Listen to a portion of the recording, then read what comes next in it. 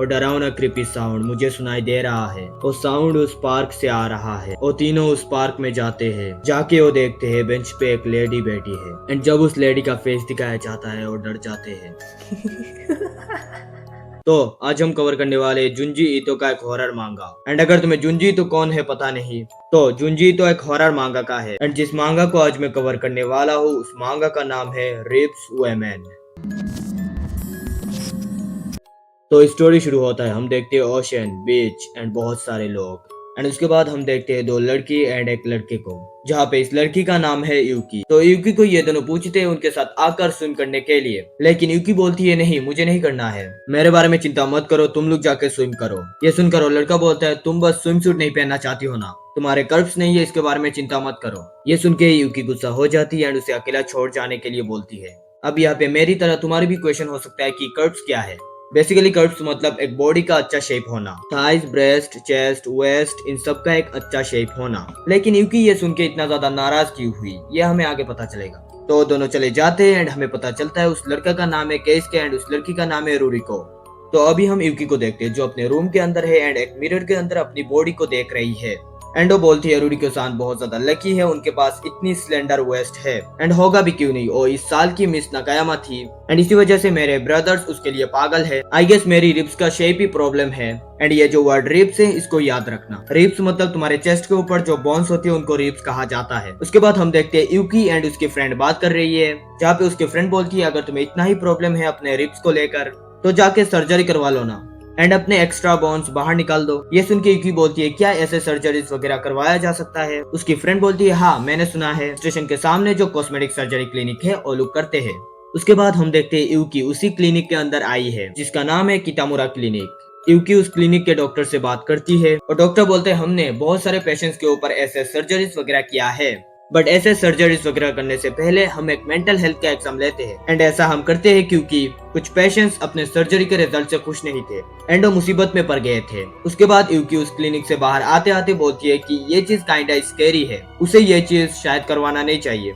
उसके बाद वो रास्ते में आके देखती है एक लड़की को जो रास्ते के कोने में बैठी है एंड बहुत ज्यादा डरी हुई है। यूकी जाके पूछती है क्या हुआ एंड यूकी पहचान लेती है कि ये तो रूरिको है, वही बीच वाली लड़की।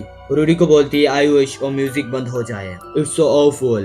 यूकी पूछती है कौन सा म्यूजिक। रूरिको बोलती है तुम्हें भी सुनाई नहीं दे रहा है। रूरिको आगे बोलती है कुछ दिनों से जब रात को सब कुछ शांत हो जाता है मुझे वो म्यूजिक सुनाई देता है। उस म्यूजिक का साउंड बहुत ज्यादा डरावना है, साथ में वो मेलोडी बहुत ज्यादा क्रिपी है। It makes me anxious, I get this weird feeling in my chest. फिर से मुझे वो सुनाई दे रहा है, क्या तुम सुन पा रही हो? ध्यान से सुनो। एंड ध्यान से सुनने के बाद यूकी को थोड़ा थोड़ा सुनाई देता है। उसके बाद हम देखते हैं केइसुके, रूरिको एंड यूकी तीनों एक साथ एक रूम के अंदर, जहाँ पे हमें पता चलता है कि केइसुके यूकी का ब्रदर है।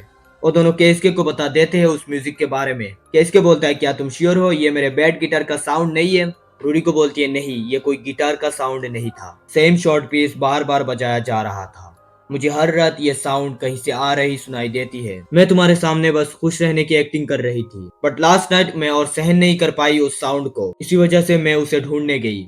अब ये सब सुन के केइसुके बोलता है हमें रूरिको-सान के घर जाना चाहिए एंड चेक करना चाहिए। देन रूरिको बोलती है it's almost the time when I usually here it. And उसके बाद ही वो म्यूजिक बजना शुरू हो जाता है। रूरिको बोलती है मुझे सुनाई दे रहा है, यूकी को थोड़ा थोड़ा सुनाई दे रहा है, बट केइसुके को कुछ भी सुनाई नहीं दे रहा है। अब वो तीनों डिसाइड करते हैं वो बाहर जाएंगे एंड उस म्यूजिक का सोर्स ढूंढेंगे। वो तीनों रात के अंधेरे में बाहर जाते हैं। रूरिको को वो म्यूजिक कुछ ज्यादा ही सुनाई दे रही है। रूरिको बोलती है वो डरावना क्रीपी साउंड मुझे सुनाई दे रहा है, वो उस पार्क से आ रहा है। एंड वो तीनों उस पार्क में जाते हैं, जाके देखते हैं एक लेडी उस पार्क के बेंच पे बैठी है एंड उस लेडी से ही वो आवाज आ रही है। रूरिको चिल्ला के बोलती है स्टॉप इट। स्लोली उस लेडी का फेस दिखाया जाता है and she is scary as fuck. And उस लेडी के हाथ में एक इंस्ट्रूमेंट था, उस इंस्ट्रूमेंट को बेंच पे रख के वो गायब हो जाती है। केइसुके उस इंस्ट्रूमेंट को उठा के बोलता है ये चीज वो बजा रही थी। यूकी बोलती है ये चीज वो क्रीपी साउंड नहीं कर रहा है। केइसुके बोलता है of course there's no way this could make sound. Keisuke बोलता है किसी इंस्ट्रूमेंट से साउंड पैदा करने के लिए उसके पास एक साउंड बॉक्स होना चाहिए, बट इस चीज के अंदर ऐसा कुछ भी नहीं है। केइसुके बोलता है क्या तुम्हें नहीं लगता ये चीज जिस मटेरियल से बना है वो एक बोन है, हो सकता है ये एक रिब है।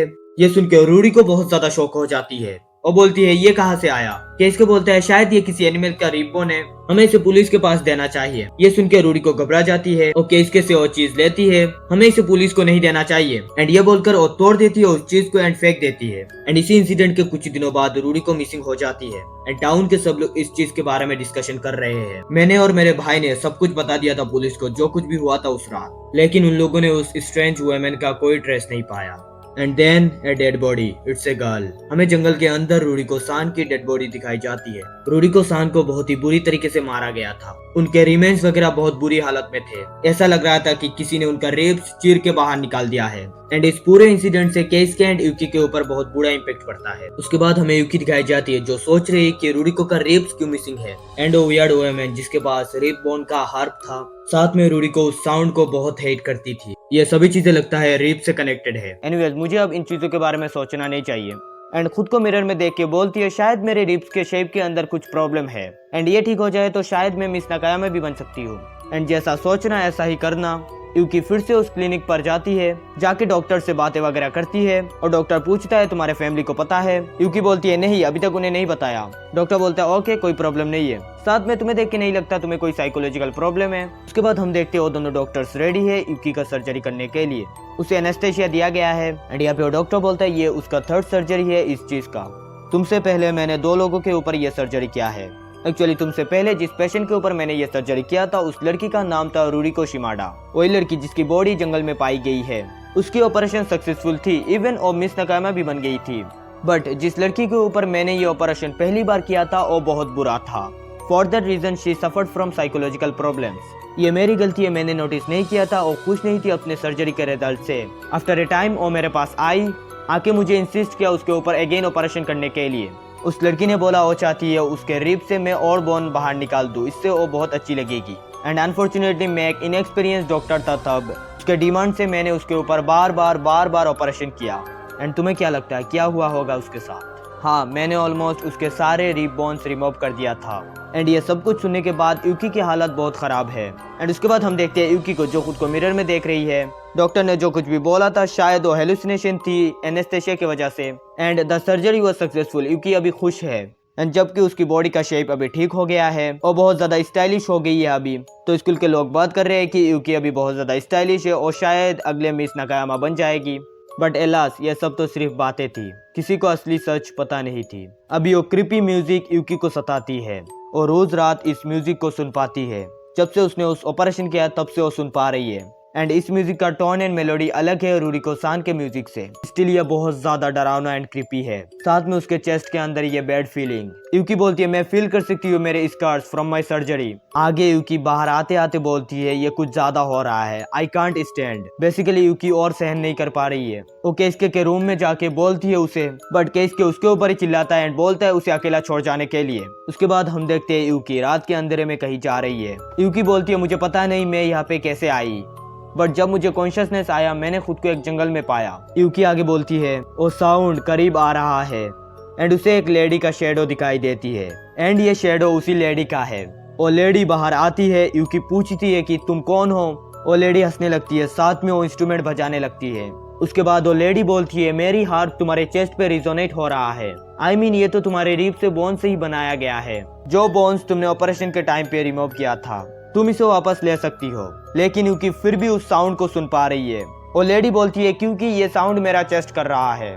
उस डॉक्टर ने मेरी सारी रिब्स निकाल दिया था, तो उसने मेरे चेस्ट को टोन्स ऑफ एयर से फील कर दिया। एंड अब मैं जब ब्रेथ लेती हूँ तब ये मेलोडी बजती है। मैं तुम्हें दिखाती हूँ। एंड उसके बाद जो पैनल आता है वो बहुत ज्यादा हॉरिफाइंग एंड क्रिपी है। नहीं मतलब क्या है ये?